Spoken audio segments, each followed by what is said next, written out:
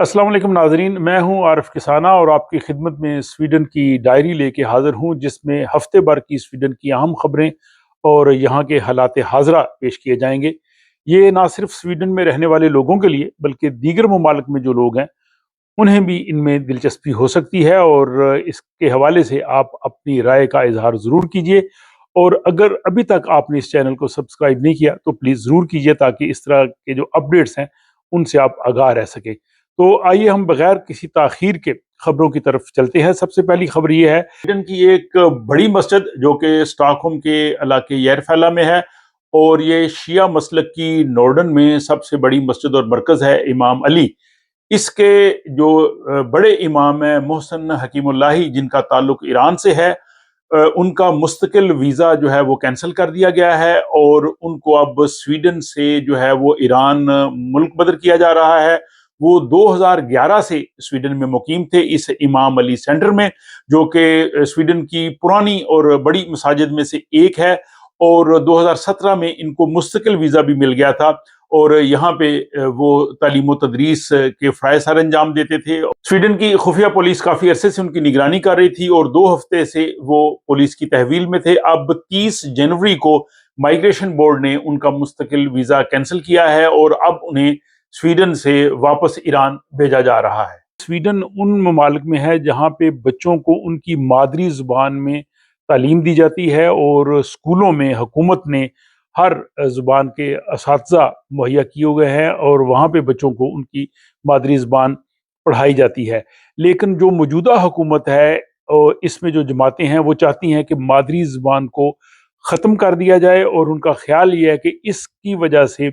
बच्चे जो हैं वो स्वीडिश कम सीखते हैं, या मुआशरे में सही तरह से वो घुलते मिलते नहीं हैं, यानी इंटीग्रेशन की प्रॉब्लम होती है। लेकिन हाल ही में एक स्टडी हुई है, और उसके जो नताइज सामने आए हैं उसकी रोशनी में ये कहा जा सकता है कि मादरी ज़ुबान की वजह से बच्चों के तालीमी नताइज, या उनकी जो इंटीग्रेशन है, या उनकी स्वीडिश ज़ुबान है, इस पे मनफी असर नहीं पड़ता, बल्कि ये बेहतर है। इसकी वजूहात उन्होंने नहीं ज़्यादा तफसील से बताई, लेकिन जो हुकूमत है और जो स्वीडिश डेमोक्रेट्स हैं, ये तो चाहते हैं कि मादरी ज़ुबान ख़त्म हो जाए। लेकिन हुकूमत में शामिल जो लिबरल पार्टी की जानब से जो वज़ीर तालीम हैं लोता इदहोल्म, उन्होंने कहा है कि अब इस तहकीक को मज़ीद मुशावरत के लिए आगे भेजा जाएगा। आपने सुना होगा कि चोर को पड़ गए मोर, और ये यहाँ स्वीडन में ऐसा वाक़या हुआ है कि एक 100 साला बुजुर्ग शख्स ने चोर को जो है वो चोरी करने की बजाय अपनी चालाकी से उसको जो है वो गिरफ्तार करवा दिया। वाक़या कुछ यूं है कि एक खातून जो किसी एक 100 साला बुजुर्ग को धोखा देना चाहती थी, उसने फ़ोन किया कि आपके बैंक अकाउंट से जो है वो रकम निकाली जा रही है, मैं आपकी मदद करती हूँ, अगर मैं आपके पास आऊँ, आप मुझे अपना बैंक कार्ड दें, तो फिर इस तरह से मैं आपको धोखे से बचा सकती हूँ। तो वो जो बुजुर्ग थे वो काफ़ी चौकन्ना हो गए, क्योंकि इस हवाले से काफ़ी पुलिस ने भी इंफॉर्मेशन दी हुई है कि अगर कोई आपको इस तरह से फ़ोन करे तो आप थोड़े मोहतात हो जाएं। तो उस 100 साला शख्स ने उस खातून को कहा कि ठीक है, आप आ जाएं, मैं आपको अपना बैंक कार्ड दे देता हूँ, और इसके साथ ही उन्होंने पुलिस को फ़ोन कर दिया। वो खातून जो ही उस 100 साला शख्स के घर पहुंची, तो पुलिस पहले से उस खातून के इस्तकबाल के लिए मौजूद थी, और पुलिस ने उस खातून को गिरफ्तार कर लिया। और वो खातून पहले भी कई लोगों को इस तरह से धोखा दे चुकी थी। तो पुलिस ने यह कहा है कि अगर फ़ोन पे कोई शख्स आपको ये कहे कि अपनी बैंक आईडी ऑन करें, या बैंक अकाउंट में लॉग इन करें, या कोई और आपको इस तरह की इंफॉर्मेशन दे, तो टेलीफोन पे किसी किस्म की भी इस तरह की जो बातचीत है इस पे आप यकीन ना करें, और टेलीफोन फौरन बंद कर दें।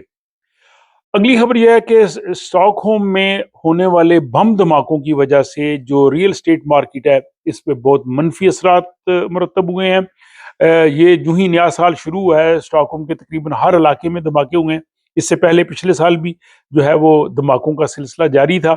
उसकी वजह से लोग जो हैं उन इलाकों में अब घर नहीं खरीद रहे जिन इलाकों में ज़्यादा धमाके हो रहे हैं, या उस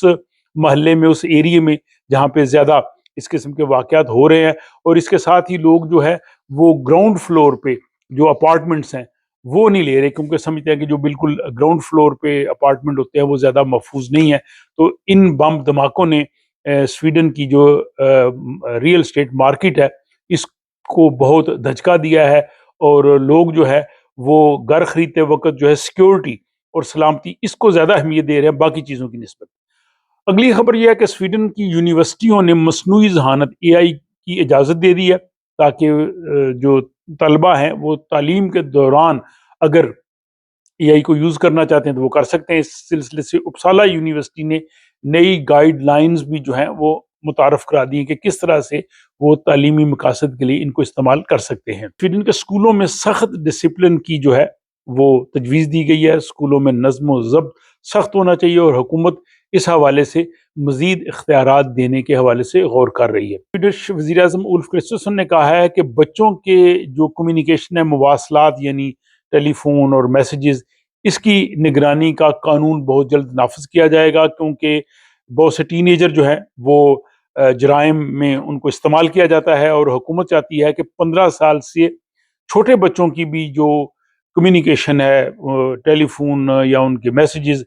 ان پہ بھی جو ہے وہ مانیٹرنگ کی جا سکے۔ تو اس حوالے سے آپ بھی اپنی رائے کا اظہار کیجئے کہ آپ کے خیال میں کیا یہ جو قانون بنایا جا رہا ہے چھوٹے بچوں کی بھی کمیونیکیشن کو پولیس مانیٹر کر سکے گی، تو کیا ایسا ہونا چاہیے یا نہیں ہونا چاہیے؟ اپنی رائے کمنٹ باکس میں آپ لکھ سکتے ہیں۔